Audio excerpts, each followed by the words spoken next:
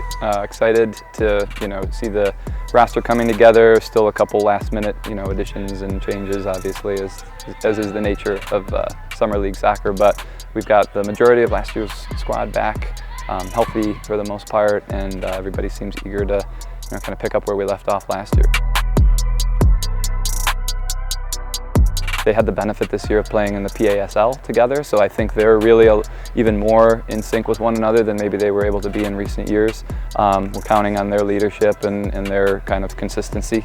And then we've got a really exciting batch of younger players, some of whom are still in high school, to kind of come in and learn from those older players, but also push them and raise the level of competition and intensity. We want them to play as much as possible. So training sessions are definitely geared toward carving out a lot of time for scrimmage, small-sided. Hopefully next week we can get into some full field stuff once we get outdoors, some 11-on-11, and kind of see what combinations are working well and how we want to set the team up.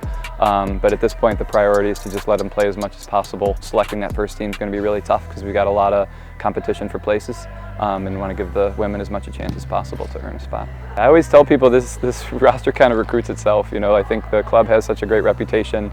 Those, the veteran players that I mentioned earlier, they seem to really attract quality players. I think you get the word of mouth thing, people who have had a good experience tell friends, tell former teammates, and all of a sudden it becomes a task of accommodating all the requests to play and trying to figure out where to put the cap on it and make sure that we're bringing in players that are going to fill all the positions that need to be filled and work well together. So although it's a lot of work in some ways, a lot of the work kind of gets done for me just by virtue of representing a club that's got such a great reputation. It's a huge honor. Yeah, I'm super excited. I think about it often, like just how surreal it is to kind of be back on the sidelines and to have the opportunity to lead this group.